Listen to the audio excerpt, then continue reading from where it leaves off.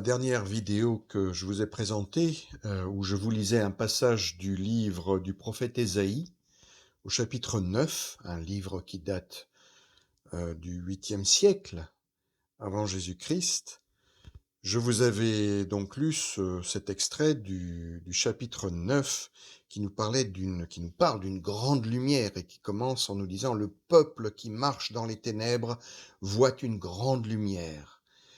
Eh bien, un peu plus loin, au chapitre 11, il est question non plus seulement d'un peuple sur lequel cette lumière apparaîtra, mais de nombreux peuples qui verront cette lumière et qui en seront transformés.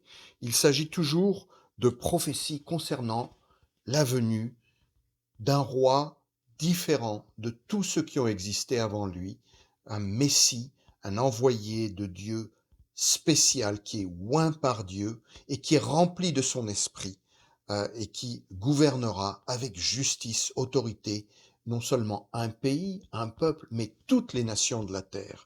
Et ce roi-là, nous dit le chapitre 11 du livre d'Ésaïe, sera un descendant de Jessé, c'est-à-dire celui qui fut le père du roi David dans l'Ancien Testament. Donc, un descendant de cette lignée royale qui sera le souverain final et universel des nations.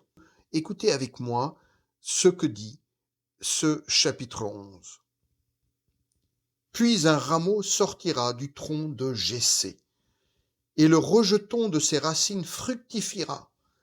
L'Esprit de l'Éternel reposera sur lui, esprit de sagesse et d'intelligence, esprit de conseil et de vaillance, esprit de connaissance et de crainte de l'Éternel.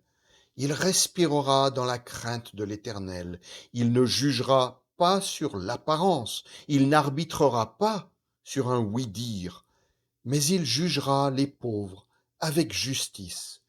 Avec droiture, il sera l'arbitre des malheureux de la terre. Il frappera la terre du sceptre de sa parole, et du souffle de ses lèvres, il fera mourir le méchant. La justice sera la ceinture de ses reins, et la fidélité, la ceinture de ses hanches. Donc, comme vous le voyez dans cette première section, ce premier passage du chapitre 11, il est question de miséricorde vis-à-vis des pauvres, de ceux qui ont besoin de justice, et il sera leur protecteur, il en sera l'arbitre, mais il sera aussi celui qui punira les orgueilleux, les méchants, les oppresseurs. Voilà. Et dans la deuxième partie de ce chapitre, nous avons la vision se développe d'une manière totalement cosmique, où il est question d'une nouvelle création, de nouveaux cieux et d'une nouvelle terre, qui sont d'une certaine manière les mêmes cieux et la même terre dans lesquels nous vivons, mais transformés.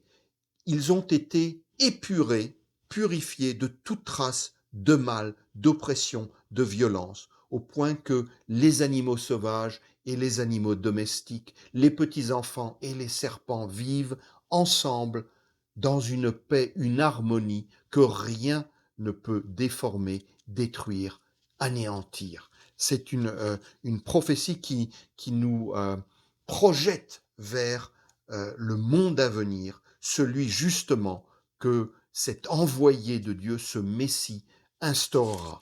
Et il est dit donc à la fin de cette section voilà, alors, en ce jour, la racine de Jessé qui était le père du roi David dans l'Ancien Testament, mais son rejeton, la racine de Jessé qui se dressera comme une bannière pour les peuples, tous les peuples. Elle sera, cette bannière, recherchée par les nations, et son emplacement sera glorieux. Il est question d'un salut universel. Et pour terminer cette courte méditation sur ce passage du livre du prophète Ésaïe dans l'Ancien Testament, le verset en question que je viens de lire est repris dans le Nouveau Testament par l'apôtre Paul, celui qui a annoncé l'Évangile aux nations, aux païens, qui apparemment n'étaient pas destinés à recevoir ces promesses, qui n'étaient pas des descendants de Jessé, des descendants d'Abraham, mais à eux aussi s'adressent ces promesses d'un gouvernement juste et d'un roi universel qui paîtra les nations avec son sceptre de paix. Il cite au chapitre 15 de sa lettre aux chrétiens de Rome ce passage. Ésaïe dit aussi, il paraîtra le rejeton de Jessé, celui qui se lèvera pour commander aux nations. Les nations espéreront en lui.